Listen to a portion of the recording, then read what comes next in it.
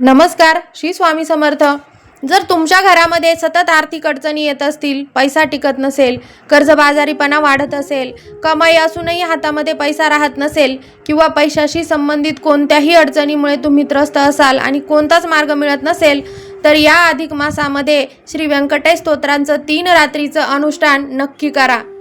या अधिक मासामध्ये श्रद्धेने आणि नियमपूर्वक व्यंकटेश स्तोत्राचं 3 रात्री, 11 रात्री, 21 रात्री किंवा 41 रात्रीचं अनुष्ठान केल्याने आपल्या पैशाशी संबंधित ज्या काही अडचणी असतील त्या दूर होतात आणि भगवान श्रीहरी विष्णूंसोबत माता लक्ष्मीची कृपा आपल्याला प्राप्त होते।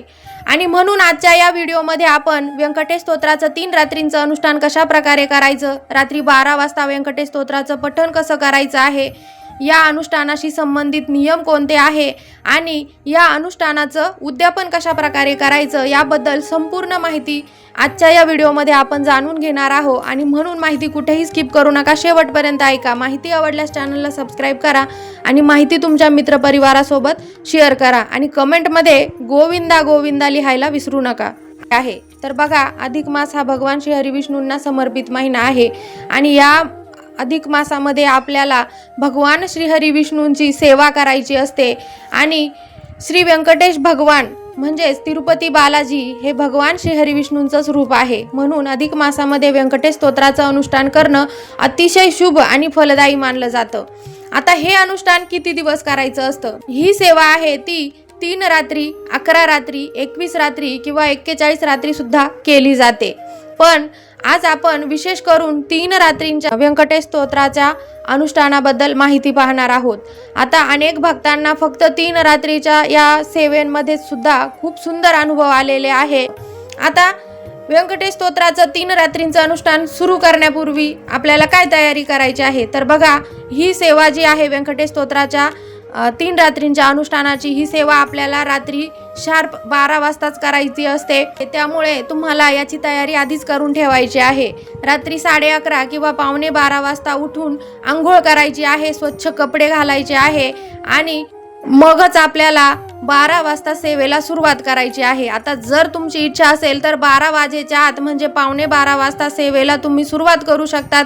मग सेवा सुरू करण्याच्या आधी तुम्ही स्वामी स्तवन म्हणू शकतात, स्वामी नामाचा 1 माळ जप करू शकतात किंवा विष्णू गायत्री मंत्राची 1 माळ, लक्ष्मी गायत्री मंत्राची 1 माळ तुम्ही करू शकतात किंवा नाहीच जमलं तर शार्प 12 वाजता आपल्याला व्यंकटेश स्तोत्राचं पठण करायचं आहे। आता 3 रात्रींच्या व्यंकटेश स्तोत्राच्या अनुष्ठानासाठी पूजेची मांडणी करायची असते का?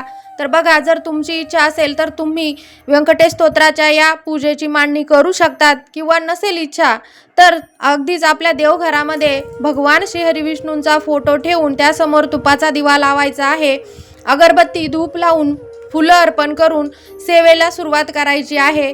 तुम्ही वेगळी मांडणी केलीच पाहिजे असं अजिबात नाही। आणि जर इच्छा असेल मांडणी करायची तर एका देवघराजवळ एका चौरंगावर किंवा पाटावर पिवळं किंवा लाल वस्त्र अंथरून त्यावर भगवान श्री हरी विष्णूंचा फोटो ठेवायचा आहे, तुपाचा दिवा लावायचा आहे, तेलाचा दिवा लावायचा आहे, धूप अगरबत्ती लावायची आहे, फुले अष्टगंध अर्पण करायचा आहे आणि जो व्यंकटेश स्तोत्राचा ग्रंथ आहे तो तिथे ठेवून आपल्याला सेवा सुरू करायची आहे। सर्वात महत्त्वाचं म्हणजे सेवा करताना नेहमी आसनावर बसूनच आपल्याला सेवा करायची आहे। आता रोज रात्री शार्प 12 वाजता आपल्याला या सेवेला सुरुवात करायची आहे। सेवेची वेळ बदलायची नाही आणि म्हणूनच आधीच तयारी करून बसायचं आणि शार्प 12 वाजताच व्यंकटेश स्तोत्राचं पठण करायचं आहे। आता जर तुम्ही संकल्पपूर्वक 3 रात्रींचं व्यंकटेश स्तोत्राचं अनुष्ठान करणार असाल तर पहिल्या दिवशी सेवा सुरू करण्यापूर्वी तुम्हाला संकल्प करायचा आहे। आता संकल्प कसा करायचा आपल्याला माहीतच आहे। आपल्या उजव्या हातामध्ये थोडंसं पाणी, गंध, अक्षता, हळदी, कुंकू आणि फूल घ्यायचं आहे आणि मनामध्ये संकल्प करायचा आहे की हे भगवान श्री हरी विष्णू, मी श्रद्धेनं 3 रात्रींचं श्री व्यंकटेश स्तोत्राचं अनुष्ठान करत आहे। माझ्या घरातील सुखशांती, आर्थिक अडचणी दूर होण्यासाठी आणि मनोकामना पूर्ण होण्यासाठी तुमची कृपा राहू द्या असं म्हणायचं आहे किंवा तुमच्या ज्या काही इच्छा असेल त्या सांगून भगवान श्री हरी विष्णूंना त्या पूर्ण करा असं म्हणायचं आहे। आणि यानंतर आपल्या हातातील पाणी एका ताम्हणामध्ये सोडायचं आहे आणि यानंतरच आपल्याला व्यंकटेश स्तोत्राचं पठण करायचं आहे। आता आपल्याला रोज रात्री 21 वेळा व्यंकटेश स्तोत्राचं पठण करायचं आहे। तुम्ही व्यंकटेश स्तोत्राचं संस्कृतमध्ये पठण करू शकता किंवा प्राकृतमध्ये सुद्धा व्यंकटेश स्तोत्र आहे त्याचंही तुम्ही पठण करू शकतात. पण जे प्राकृतमध्ये व्यंकटेश स्तोत्र आहे ते खूप मोठं आहे, त्याला वाचण्यासाठी जास्त वेळ लागू शकतो आणि म्हणून जर संस्कृतमध्ये तुम्ही व्यंकटेश स्तोत्राचं पठण केलं तर अगदीच 15 ओव्यांचं व्यंकटेश स्तोत्र आहे, हे वाचण्यासाठी तुम्हाला 2 ते 3 मिनिटांचा वेळ लागू शकतो. आणि म्हणून जमलं तर तुम्ही संस्कृतमध्ये व्यंकटेश स्तोत्राचं पठण करा किंवा प्राकृतमध्ये केलं तरीही चालेल. आता जर संस्कृतमध्ये व्यंकटेश स्तोत्राचं पठण तुम्ही करणार असाल तर यामध्ये एकूण 15 ओव्या आहे आणि यामध्ये 1 ते 8 ओव्या ज्या आहे सुरुवातीच्या त्या मुख्य स्तोत्र मानल्या जातात आणि 8व्या ओवीनंतरच्या ओव्या ज्या आहे ती फलश्रुती आहे.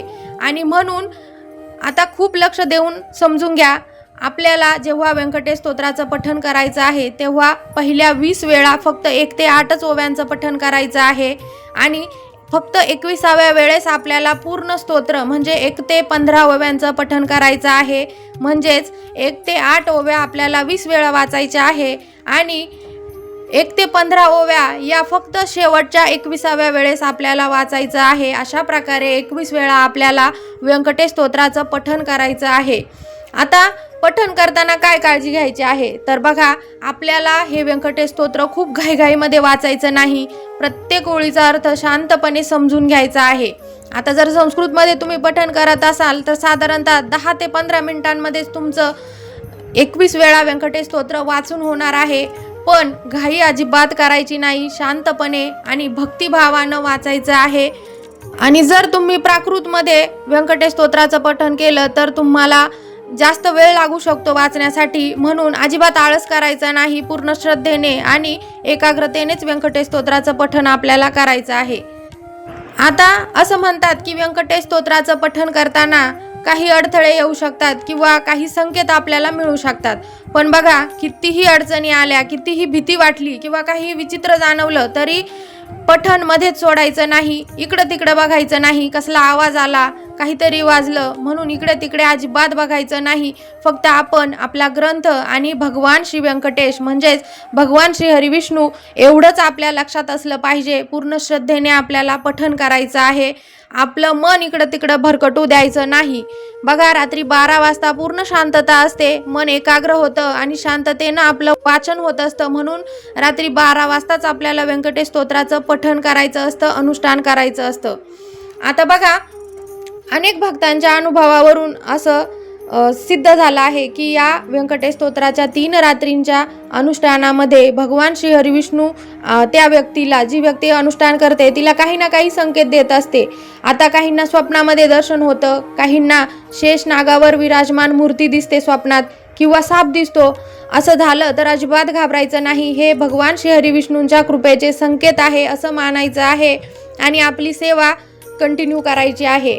आता या अनुष्ठानाच्या काळामध्ये कोणते नियम आपल्याला पाळायचे आहेत? व्यंकटेश स्तोत्राच्या 3 रात्रींच्या अनुष्ठानामध्ये खूप साधे सोपे असे नियम आपल्याला पाळायचे आहे. सर्वात पहिला नियम म्हणजे ब्रह्मचर्याचं पालन करायचं आहे आणि कांदा लसूण विरहित पदार्थ खायचे आहे, सात्विक अन्न ग्रहण करायचं आहे. त्याचबरोबर भांडणं वादविवाद टाळायचे आहे, मन शांत ठेवायचं आहे. शक्य झालं तर परान्न वर्ज करा. जमिनीवर झोपता आलं तर अतिशय उत्तम, नाही जमलं तर बेडवर किंवा सोफ्यावर झोपू शकतात.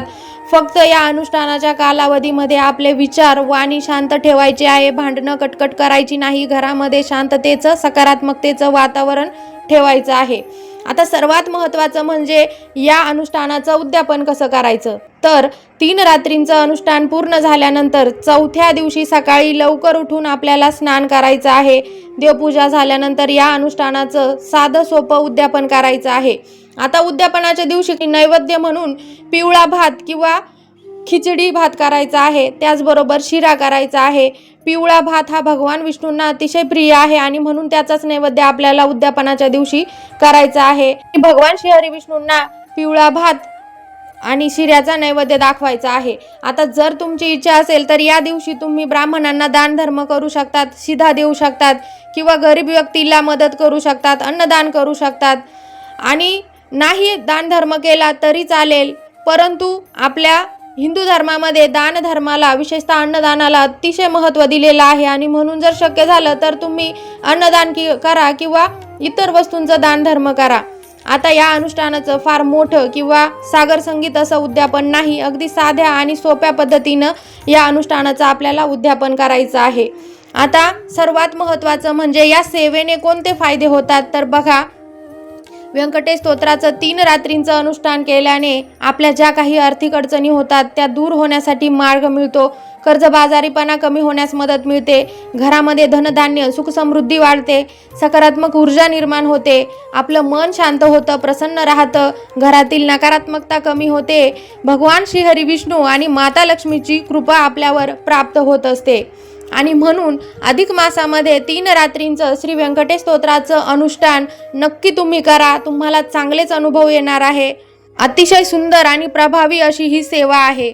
आता दररोज रात्री व्यंकटेश स्तोत्राचं 21 वेळा पठण केल्यानंतर आपल्याला भगवान श्री हरी विष्णूंची म्हणजेच नारायणांची आरती करायची आहे आणि प्रसाद म्हणून खडीसाखर ठेवायची आहे. अशा प्रकारे दररोज आपल्याला 3 रात्री 21 वेळेस श्री व्यंकटेश स्तोत्राचं पठण करायचं आहे. खूप सुंदर, साधी पण अतिशय प्रभावी अशी ही सेवा आहे. तुम्ही सुद्धा श्रद्धेने आणि नियमपूर्वक ही सेवा नक्की करा. कमेंटमध्ये गोविंदा गोविंदा नक्की लिहा.